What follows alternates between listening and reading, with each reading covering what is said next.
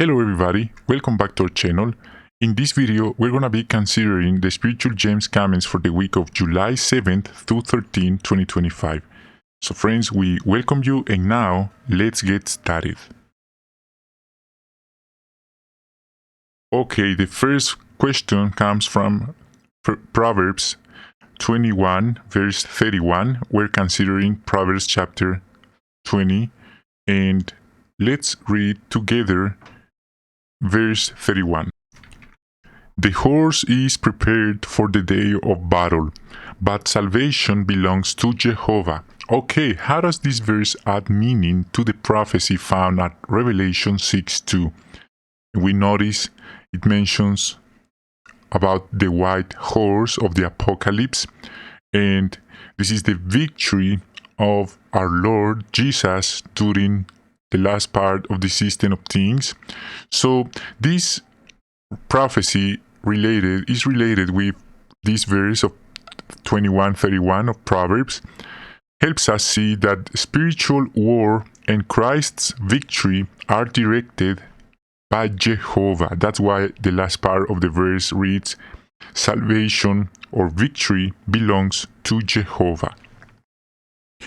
The white horse in Revelation is not just a symbol of conquest, but of divine sovereignty in judgment, reminding us that although Jesus fights the battle, the final victory belongs to Jehovah, the Father. What spiritual gems from this week's Bible reading would you like to share? And let's start with number 1. Let's read Proverbs chapter 21 verse 1. A king's heart is like streams of water in Jehovah's hand. He directs it wherever he pleases. So this verse makes us think that our life is like a river guided by Jehovah's hands. Even though we may not understand everything that happened to us, we trust that Jehovah is in control. Number 2. 21:4. Haughty eyes and an arrogant heart, the lamp that guides the wicked is sin. Teaches us that humility attracts blessings, while pride leads to ruin. In other words, God opposes the proud, but gives grace to the humble. We must be authentic and depend on Jehovah, avoiding pride. Number 3. 21:5 we read, the plans of the diligent surely lead to success, but all who are hasty surely head for poverty. This verse teaches us that it's better to work diligently, not hastily. Excellence and patience in our labor will bear fruit. And this is not just our spiritual work, that includes our secular work. We should avoid dishonest shortcuts. Number 4. Proverbs 21:6. This verse, let's read number 6.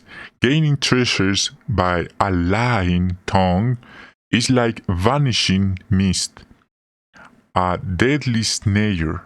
So this verse teaches us that lies are like smoke. They vanish. We read, so trust and honesty are built over time, but with just one lie we could destroy our reputation in a relationship, friendship, marriage, etc. In an instant, we could destroy everything just with one lie. So this teaches us to avoid these lies. Number 5. 21:3 we read, to do what is right and just is more pleasing to Jehovah than a sacrifice. And this teaches us that practicing God's justice is better than empty rituals. Jehovah God values a sincere heart more than religious appearances. Actually, this is part of the sign of the last days, as we read at 2 Timothy 3:1-5.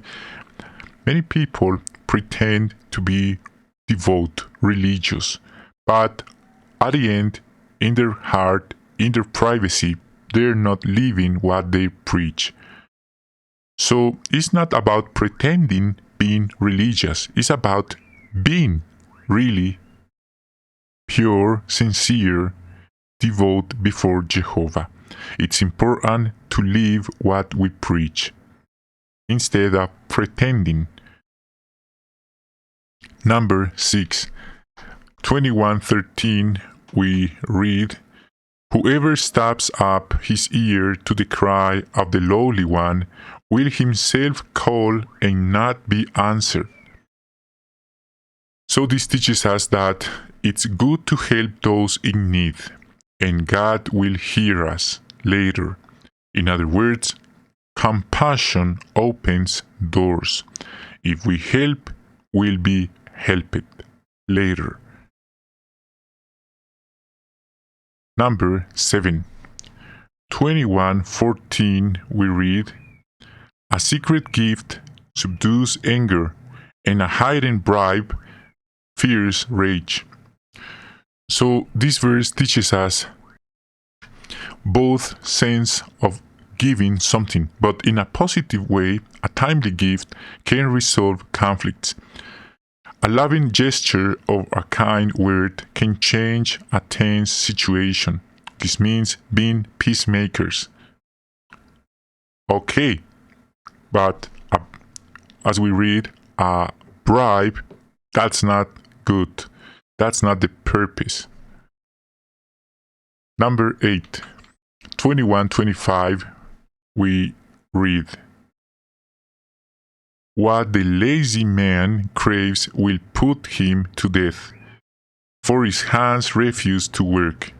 This teaches us that laziness leads to scarcity. Goals and objectives are achieved through action. Instead of waiting for the right moment, sometimes we must create opportunities. Number 9, 21:23, "The one guarding his mouth and his tongue keeps himself out of trouble." And this teaches us to control our tongue to avoid trouble. Our words can heal or destroy, so it's good to think before speaking. And the last one, number 10, 21:31, "The horse is prepared for the day of battle, but salvation belongs to Jehovah." This verse teaches us that salvation comes from Jehovah, not our own strength.